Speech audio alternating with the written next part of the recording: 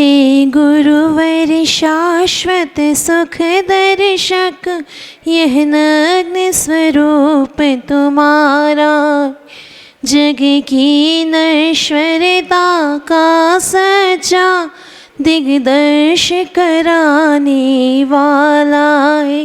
जब जग विषयों में रच पच कर गाफिल निद्रा में सोता हो, अथवा वह शिव के निष्कंटक पथ में विषकंटक बोता हो।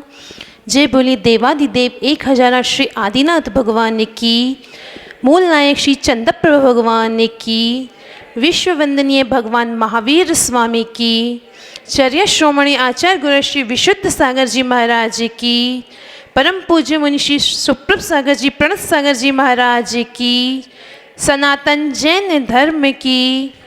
जय जैन बंधुओं, मैं आप सभी का लोक प्रसिद्ध बहुचर्चित कार्यक्रम सम्यक समीचीन विकल्पों का सम्यक समाधान में आप सभी का हार्दिक स्वागत करती हूँ। यह कार्यक्रम हमारे YouTube चैनल के माध्यम से प्रसारित हो रहा है, जिसमें कि परम पूज्य आचार्य गुरु श्री विशुद्ध सागर जी महाराज के 50वें स्वर्णिम जन्म जयंती महोत्सव के उपलक्ष्य में यह प्रारंभ किया गया था, जिसका परम संचालन और परम निर्देशन परम पूज्य मुनि श्री सुप्रभ सागर जी और परम पूज्य मुनि श्री प्रणत सागर जी महाराज के सानिध्य में हम सभी प्राप्त कर रहे हैं। जैसा कि आप सभी जानते हैं कि हमारे मन में बहुत अधिक विकल्प उठते हैं, बहुत सी शंकाएं हमारे जीवन में उथल पुथल मचाती हैं। तो हम यह विचार क्यों नहीं करते कि परम पूज्य मुनिश्री ने इस कार्यक्रम का नाम सम्यक समाधान ही क्यों दिया है। हमारे मन में यह प्रश्न उठना चाहिए कि यह सम्यक समाधान क्यों नाम दिया गया और किस रीज़न से, उसका लॉजिक क्या है। तो जरा सा भी हमें ज्ञान अगर प्राप्त होता है तो हमें इतनी खुशी होती है कि हम फूले नहीं समाते हैं। तो जब जिस नॉर्मल ज्ञान में हमें इतनी खुशी होती है, तो सोचिए कि सम्यक समाधान अगर हमें प्राप्त होता है तो हमें कितनी खुशी नहीं होगी। और अगर हमें सम्यक समाधान प्राप्त होता है तो हमारे लिए तो वो मोक्ष का द्वार भी खोल देता है। इन्हीं शुभ भावनाओं से हम परम पूज्य मुनि श्री प्रणत सागर जी महाराज के चरणों में कोटिशः नमोस्तु नमोस्तु निवेदित करते हुए अनुग्रह करेंगे कि आज की इस संचालन को गति प्रदान करें। नमोस्तु महर्षि, नमोस्तु महर्षि, नमोस्तु। ओम नमः सिद्धेभ्य। पंच परमेष्टि भगवान की, परम पूज्य आचार्य भगवंत गुरुवर विशुद्ध सागर जी मुनि महाराज की, परम पूज्य मुनि श्री सुप्रभ सागर जी महाराज की। समीचीन विकल्पों का सम्यक समाधान एक ऐसा अनूठा कार्यकारी उपाय जिसके माध्यम से हम अपने मन को निर्विकल्प बनाने का पुरुषार्थ कर रहे हैं, और जहाँ निर्विकल्पता है वहीं सुख शांति का अनुभवन है। और उस सुख शांति के अनुभवन का एकमात्र कार्यकारी उपाय समीचीन विकल्पों का सम्यक समाधान। देश के विभिन्न प्रांतों से अनेकानेक समीचीन विकल्प हमें यहाँ प्रतिदिन प्राप्त हो रहे हैं, और परम पूज्य मुनि श्री सुप्रभ सागर जी महाराज उनका आगमुक्त विधि से हम सबको सम्यक समाधान प्रदान कर रहे हैं। प्रारंभ करते हैं आज का सम्यक समाधान। और आज का पहला विकल्प आष्टा मध्य प्रदेश से डॉक्टर मगन जैन, श्रीमती चंदा जैन, परम पूज्य मुनि श्री के चरणों में त्रिकाल त्रिभक्ति पूर्वक कोटि कोटि नमोस्तु निवेदित करते हुए अपना समीचीन विकल्प रख रहे हैं कि महाराज जी, जीव के परिणामों में क्रूरता के भावों का क्या कारण है, कसाय अथवा लेस्या। हमारे समीचीन विकल्प का सम्यक समाधान करने की अनुकंपा करें। नमोस्तु महाराज जी, नमोस्तु। ओम नमः सिद्धम। परम पूज्य आचार्य भगवान गुरुवर विशुद्ध सागर जी महाराज की।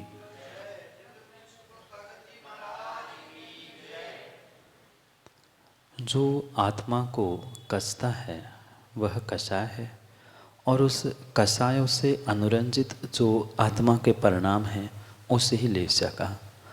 और परिपूर्ण रूप से इन कषायों का, लेशाओं का अगर परिणमन जीव के साथ नहीं होगा, तो वह क्रूरता, राग द्वेष आदि से रहित हो जाएगा। कहने का अभिप्राय इतना ही है कि जीव के भीतर जब भी क्रूरता, वैर आदि प्रकट होते हुए दिखता है, कहीं ना कहीं किसी न किसी प्रकार से इस कषायों का या लेशाओं का परिणमन अवश्य ही होता है। क्योंकि अगर हम मात्र लेशा को प्राधान्य दे तो वह कषाय के अभाव में नहीं होती, और कषाय को कह दे तो कषायों से अनुरंजित परिणाम भी वहाँ होंगे। इसलिए कहीं न कहीं दोनों की साझेदारी से ही वह जीव के क्रूरता आदि परिणाम परिणति होती है।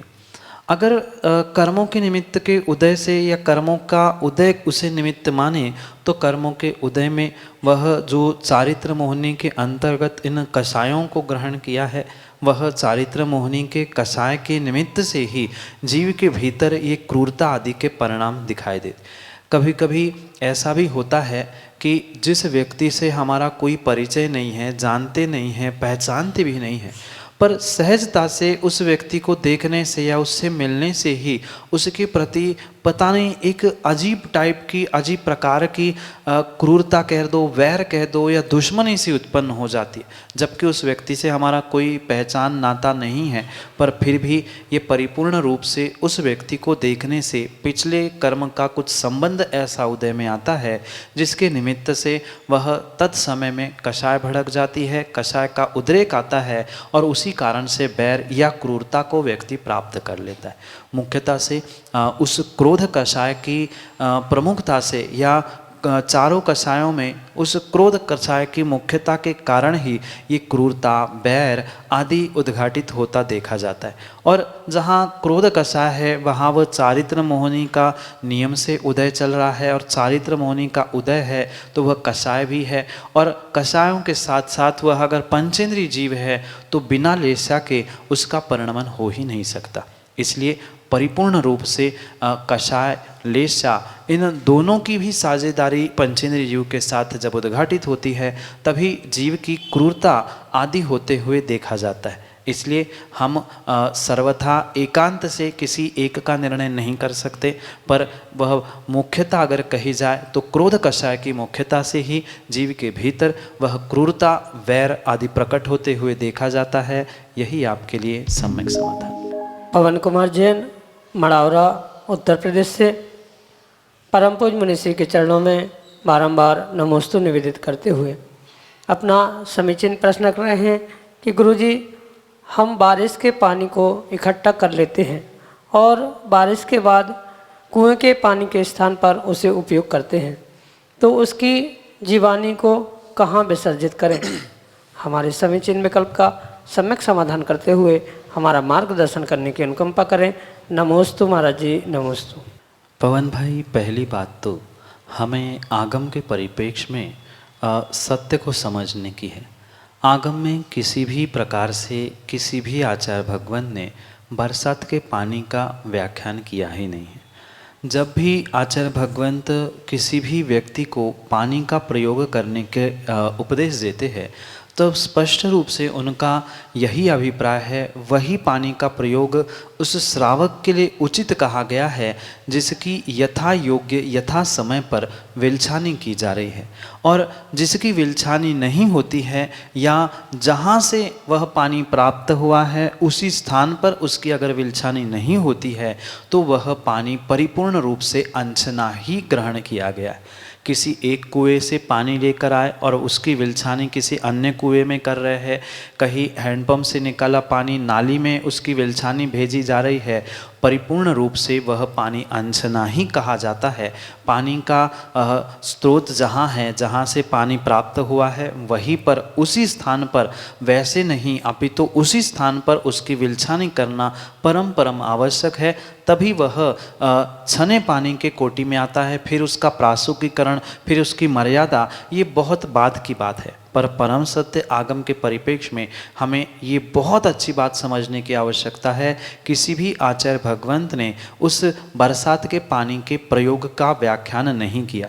इसका अभिप्राय यह है कि उस समय क्या पानी, मैं तो प्रश्न पूछना चाहता हूँ, क्या उस समय बरसात नहीं होती थी? क्या तब पानी का संग्रह करने का ज्ञान विवेक नहीं था? सब कुछ होने पर भी परिपूर्ण रूप से कुएं के पानी का ही जो यथा समय यथा स्थान पर जिसकी विलछानी होती है वही प्रयोग करने की व्याख्या आचार्य भगवंतों ने की। रही बात वर्तमान में होने वाले उस प्रयोग के साथ साथ जो आपका विकल्प है कि बरसात का पानी तो भर लिया, अब उसकी बचे हुए 7-8 महीने विलछानी कहाँ करेंगे? और विलछानी अगर जगह पे नहीं कर रहे हैं तो परिपूर्ण रूप से हमें अनछने पानी के प्रयोग का दोष लग रहा है, क्योंकि बरसात तो 4-5 महीने ही होती है और आजकल तो वो भी 4-5 महीने नहीं, पता नहीं पूरे साल में 20-25 दिन महीना भर भी बरसात हो नहीं हो पता नहीं चलता। तो उसका जो पानी हमने संग्रहित किया है, आप कितना भी उसको सुरक्षित करते हुए घर में टंकी में चूना आदि लगाकर भले ही हमें उसकी मर्यादा का बोध समझ में नहीं आ रहा है, वहाँ त्रस्त जीवों की उत्पत्ति दिखाई नहीं दे रही है, पर आगम के परिप्रेक्ष्य में हमें बहुत सारे सूक्ष्म निर्णयों को करने की आवश्यकता है। जैसे वर्तमान का विज्ञान बहुत सारी सामग्री को फ्रिज आदि में रखने से सुरक्षित मानता है, पर हमारा आगम वहाँ शीत योनि, उष्ण योनि आदि के परिणमन के निमित्त से वहाँ भी समय बीतने पर, मर्यादा खत्म होने पर वहाँ जीवों की उत्पत्ति को मानना और मानने के लिए मजबूर करता। ऐसे ही हमें इस बरसात के पानी के भी विषय में समझने की और निर्णय करने की आवश्यकता है कि जिसका प्रमाण पहली बात आगम में आचार्यों ने नहीं दिया है, दूसरी बात जिसकी विलछानी हम यथास्थान नहीं कर पा रहे हैं उसका प्रयोग किसी भी प्रकार से त्यागी वृत्ति मनुष्यों को तो करना ही नहीं चाहिए। फिर विलछाने की बात जो आपने पूछी है, क्योंकि मैं ऐसा कथन कर ही नहीं सकता कि उसकी विलछानी आप कहीं नाली में, कुएं में, किसी टंकी में करके अपने आप को संतुष्ट कर लो, उसका जब विधान ही नहीं है तो आगम के परिप्रेक्ष्य से बाहर होते हुए मैं कभी भी सम्यक समाधान दे नहीं पाऊंगा। इसलिए पहली बात उसका प्रयोग नहीं करना चाहिए। और फिर बात रही उसकी विलछानी की, अब आप प्रयोग कर रहे हो, जहाँ से आपने प्रयोग सीखा है वहाँ आप उसके विषय में अगर समझो तो कुछ आपका हित होगा, पर आगम के बाह्य पहुँच के मैं कभी भी समाधान नहीं दूंगा। जिसका प्रयोग आगम में पूर्वाचार्यों ने नहीं किया उसका प्रयोग हमें नहीं करना चाहिए, क्योंकि उसकी यथास्थान विलछानी हो नहीं सकती। पानी बरसात का बादलों से आ रहा है, आप किस प्रकार से उस विलछानी को बादलों तक पहुंचाओगे? और रही बात कि उसी बरसात के पानी में 2 दिन का, 8 दिन का, 15 दिन के बरसात का इकट्ठा किया है, प्रत्येक समय की बरसात के पानी का स्वाद भिन्न भिन्न होता है। जो बरसात में पानी गिरता है वह पानी भिन्न कार्य का होता है, गर्मी में, ठंड में, जबकि बादलों से, आसमान से ही पानी गिरता है। पर आप अगर केमिकली भी उस पानी को समझने का गुणात्मक भी लैब में भी प्रयोग करके समझेंगे तो प्रत्येक पानी का कहीं ना कहीं गुणात्मक, कहीं ना कहीं रासायनिक परिणमन भिन्न भिन्न चलता है। फिर वहाँ उसके जीव भी भिन्न भिन्न हैं। हम उसी को एक साथ एक टंकी में इकट्ठा कर रहे हैं। पुनः रही बात उसकी विलछानी भी उसमें कर रहे हैं।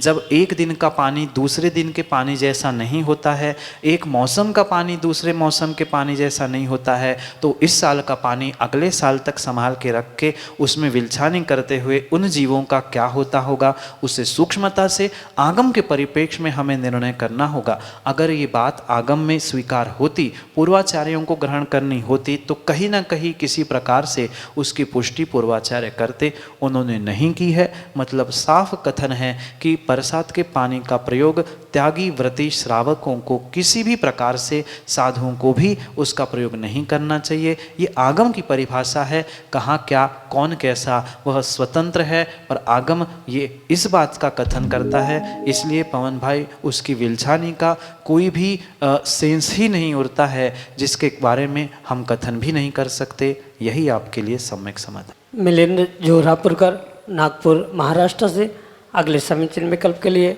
हमारे सामने। नमोस्तु नमोस्तु। हे महाराज जी, जब कोई मुनिराज गुरु की आज्ञा से संघ से पृथक विहार करते हैं तो वे प्रतिदिन प्रायश्चित कैसे और किससे ग्रहण करते हैं, एवं संघ के आचार्य भगवान किससे प्रायश्चित ग्रहण करते हैं? कृपया समीचीन विकल्प का सम्यक समाधान दीजिए। नमोस्तु नमोस्तु नमोस्तु। संघ में जो मुनिराज होते हैं वो तो आचार्य भगवंत के साक्षी पूर्वक समक्ष ही अपने दोषों की आलोचना निंदा करहा करते हुए प्रायश्चित ग्रहण करते, पर जो संघ से पृथक उपसंघ बनाकर विहार किया करवाया जाता है या विहार करते हैं, उनके लिए अनेक प्रकार की आगम में व्यवस्था बताई गई है। और वह जैसा शिष्य है उस शिष्य की कैसी योग्यता है वह देखकर गुरु महाराज उसके लिए, आचार्य भगवान उसके लिए कुछ अलग अलग व्यवस्थाएं बताते हैं। जैसे कि कुछ जो सामान्य दोष है जो प्रतिदिन होने की संभावना होती है, उन दोषों के लिए कुछ प्रायश्चित स्वयं से ग्रहण करने का आदेश दिया जाता है। कुछ ऐसे प्रायश्चित होते हैं जिनको पत्रों के द्वारा ग्रहण करने का आदेश होता है, और कुछ ऐसे प्रायश्चित होते हैं जो समक्ष भले ही साल 2-4 साल बाद मिलने पर प्रत्यक्ष रूप से ही ग्रहण किए जाते हैं। ऐसे तीनों प्रकार की व्यवस्था उस प्रायश्चित ग्रहण करने के लिए उस आचार्य भगवंत के शिष्यों के लिए, जो कि पृथक उपसंग में वहाँ विहार करते हैं, उनके लिए बताई गई है। कभी कभी आचार्य भगवंत अगर उस शिष्य के पास योग्यता नहीं है, योग्यता का अभाव है, तो सभी दोषों की आलोचना पत्र आदि के द्वारा मांगते हैं और फिर पत्र के ही द्वारा उनको उस आलोचना के या दोषों के निमित्त से प्रायश्चित आदि प्रदान करते हैं। और वह परिपक्व हो गया है, अब काफ़ी अनुभव उसे हो गया है, तो उसके निमित्त से उसे दोषों के लिए कहा जाता है कि अमुक अमुक जो सामान्य से दोष है उसके लिए ऐसा ऐसा प्रायश्चित प्रतिदिन कर लेना आदि अनेक प्रकार से शिष्य की योग्यता को देखते हुए आचार्य भगवंत उनके लिए प्रायश्चित प्रदान करते। और रही बात जो आचार्य भगवंत स्वयं बने हैं अपने शिष्यों को प्रायश्चित प्रदान कर रहे हैं, उनके साथ भी यही व्यवस्था समझनी होगी। अगर उन आचार्य भगवंत के स्वयं गुरु जो कि आचार्य है, जिनसे उन्होंने आचार्य पद और प्रायश्चित ग्रंथ आदि पढ़ा है, वो सामने है, सामने से मतलब अगर वे इस भारत में परिभ्रमण कर रहे हैं, विहार कर रहे हैं, और तो वो उनसे ही आचार्य मतलब आचार्य भगवंत अपने गुरु आचार्य महाराज से उस दोषों के लिए प्रायश्चित ग्रहण करते हैं। चूँकि वे स्वयं में आचार्य है, उनको प्रायश्चित का बोध है, तो कुछ अंशों तक या बहुत कुछ अंशों तक उनके लिए स्वयं से ही प्रायश्चित करने की आज्ञा गुरु ने दी होती है। उनकी योग्यता, उनकी परिपक्वता आदि सब कुछ देखते हुए उन आचार्य भगवंतों को भी शिष्यों के अनुसार, यानी सामान्य शिष्यों के अनुसार वह आज्ञा आदि प्रदान करते हैं। उसके अनुसार वे कुछ का स्वयं प्रायश्चित ग्रहण करते हैं, और कुछ दोष जो विशेष होते हैं जैसे पाक्षिक, चातुर्मासिक आदि आदि के निमित्त से, तो उन सब का वह गुरु से मतलब आचार्य भगवंत भी आचार्य भगवंत से ही प्रायश्चित ग्रहण करते हैं। जितने अंशों में गुरु ने उन्हें स्वयं लेने की आज्ञा प्रदान की है, उतने अंशों में वे स्वयं करते हैं। बचे हुए जो विशेष दोष है उनको वह अपने गुरु आचार्य भगवंत से ही ग्रहण करते हैं। यही आगम के परिप्रेक्ष्य में प्रायश्चित आदि लेने की व्यवस्था है। इसके अलावा आगम ग्रंथों में स्पष्ट रूप से कहा है, इन सभी में गुरु ही प्रमाण है। गुरु जिस प्रकार से निर्णय करते हुए शिष्य को, आचार्य शिष्य को जैसा निर्देश करे, उसी प्रकार से वह कार्य प्रायश्चित आदि का होता है। ये सब कुछ संघ की और उस गुरु महाराज की स्वयं की व्यवस्था, न्याय व्यवस्था है, जिसके निमित्त से ये व्यवस्था बनाई गई है। वह भिन्न भिन्न भी हो सकती है, क्योंकि गुरु आचार्य भगवंत ही उसके लिए आचार्य भगवंतों ने यानी पूर्वाचार्यों ने प्रमाण कहा है। शिष्य, संघ, गुरु, परंपरा आदि को लेकर ही इसका सम्यक निर्णय होता है। यही आपके लिए सम्यक समाधान। तरुण कुमार जैन, सिवनी, मध्य प्रदेश से, सचिव नमोस्तु शासन सेवा संघ समिति, अगले समीचीन विकल्प के लिए हमारे सामने। परम पूज्य गुरु श्री के सादर श्री चरणों में सादर नमोस्तु भगवान, नमोस्तु भगवान, नमोस्तु भगवान। भगवान, परिवार पर आए हुए, परिवार के सभी सदस्यों पर आए हुए संकटों को जैन आगम अनुसार कैसे दूर करें, ताकि हमारे दूसरे धर्मों में या दूसरे पंथों के प्रति झुकाव ना हो। संसार में सुख दुख ये तो स्वाभाविक सी बात। तरुण भाई, जब तक हम इस संसार में हैं तब कहीं ना कहीं किसी न किसी प्रकार से संकट, विपत्ति, आपदाएं ये संसारी जीवों में प्रचुर मात्रा से आएगी, क्योंकि परिपूर्ण रूप से ये जो कुछ भी हमारे जीवन में घटित होता है इसमें कहीं ना कहीं हमारे पूर्व जन्मों का कृत्य, पूर्व जन्मों का पुरुषार्थ ही आज हमारे लिए भाग्य, पुण्य, पाप रूप लेकर सामने उद्घाटित होता।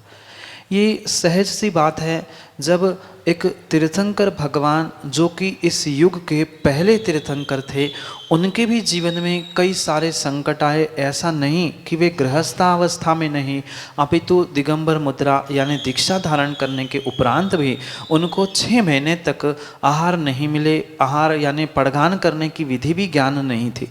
तो हम इन बातों को समझते हुए अगर संकटों का, विपत्तियों का सामना करेंगे तो कुछ उस विपत्ति संकटों में हम अपने आप को संभालने का प्रयास कर सकते। सर्वथा अगर हम यही सोचे कि हमारे ही साथ ऐसा क्यों होता है, हमारे ही परिवार के पीछे संकट क्यों लगे हैं, अगर इन्हीं विकल्पों में हम हमेशा उलझे रहेंगे तो कभी भी हम संकटों से, दुखों से परे नहीं हो सकते। जब संकट आ जाए या कोई दुख आ जाए, परेशानी सामने आ जाए, तो सम्यक निर्णय हम पहले ये करें कि हम ही अकेले ऐसे इस संसार में नहीं हैं कि जिन पर संकट आ रहे हैं। जब साक्षात तीर्थंकर भगवान जो इस युग के प्रथम तीर्थंकर थे, उन पे भी संकट आया था। उनके भी जीवन में ऐसे कई सारे महापुरुष हुए जिनके विषय में हमने पढ़ा है। जो मर्यादा पुरुषोत्तम थे वो राम, जो सती थी वह सीता, उन पे इतने बड़े बड़े संकट आए, उनको भी घर परिवार से विमुख होना पड़ा। तो हम तो उनके सामने बहुत सी छोटी सी मामूली सी चीज़ है। अगर उनके उन पुराणों को, उनके उन दृश्यों को, उनके उन घटनाओं को हम दोहराएंगे कि देखो इतना बड़ा महापुरुष था कि जिसके साथ ऐसा हुआ, मैं तो उनके सामने एक सामान्य सा हूँ, तो ठीक है मैं इसको भी सहन कर लूँगा। उन्होंने भी जब समतापूर्वक उन घटनाओं को सहन किया तभी वे महापुरुष की श्रेणी में पहुँचे हैं। हम भी अगर आए हुए उन संकटों को, आपत्तियों को समतापूर्वक सहन करने का अभ्यास करेंगे तो नियम से आने वाले समय में वह विपदाएं, संकट धीरे धीरे कम होंगे। क्योंकि आगम का ये बहुत अच्छा सूत्र है, दुख शोक तापा क्रंदन। इस सूत्र को प्रदान करते हुए उमा स्वामी महाराज कहते हैं कि अगर हम अपने लिए भी दुख मना रहे, कोई संकट आया, विपत्ति आई और उसमें हम अपने लिए ही दुखी हो रहे, अरे ऐसा ही है, हम दुखी है, हम दुखी है, हम संकट में हैं, ऐसा चिंतन सतत करेंगे तो कभी भी उस दुख से उभर नहीं सकते, संकटों से बाहर नहीं आ सकते। उन संकटों से बाहर आने के लिए सबसे पहले हमें अपने उस सकारात्मक सोच को या पॉजिटिव एटीट्यूड को प्राप्त करना होगा। ठीक है, ये छोटा सा ही था, इससे कई बड़े बड़े संकट हमने नरकों में भोगे हैं, बड़े बड़े दुख हमने नरकों में, निगोद में भोगे हैं, ये तो वर्तमान का थोड़ा सा ही है। ऐसे भाव रखते हुए समता परिणामों के साथ अगर उन संकटों को, आपदाओं को हमने जीवन में उतारना और स्वीकार करना सीख लिया तो हम उससे जीतने का भी पुरुषार्थ कर सकते। वास्तव में सुख को प्राप्त करना ही दुख का इलाज नहीं है, संकटों का इलाज नहीं है, अपितु उन संकटों में, दुखों में, परेशानियों में हम उस दुखों को, संकटों को किस प्रकार से टैकल करते हैं, किस प्रकार से हैंडल करते हैं, किस प्रकार से ग्रहण करते हैं, उस पर हमारा सुख दुख निर्भर होता है।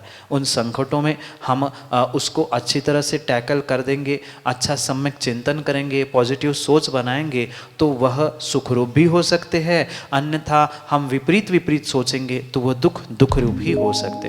इसलिए कैसे ही संकट आ जाए, जब महापुरुष उन कर्मों से नहीं छूटे तो मैं भी नहीं छूट सकता। मैंने कर्म बांधे हैं, मैंने संकट बुलाया है तो मैं ही उससे लड़ने के लिए समर्थ हूँ। ऐसा सम्यक निर्णय, ऐसी पॉजिटिव सोच बनाते हुए आगे बढ़ेंगे तो संकट भी क्रमशः कम होंगे। यही आपके लिए आशीष के साथ सम्यक समाधान।